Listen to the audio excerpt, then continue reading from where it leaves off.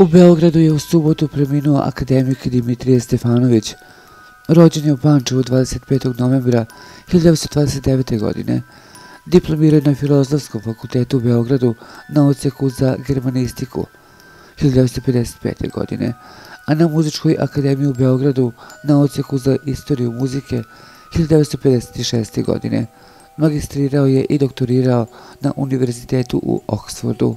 U Muzikološkom institutu SANU prošao je kroz sve stepene naučnih zvanja, od asistenta do naučnog savjetnika. Direktor Muzikološkog instituta SANU bio je pune 2 decenije. Ministar kulture i informisanja Vladan Vukosavljević uputio je telegram saučešća porodici, SANU, prijateljima i poštovaocima akademika Stefanovića i naveo da je preminuo neumorni tragalac za životodavnim korenima srpske muzičke tradicije, vizantijske i staroslovenske.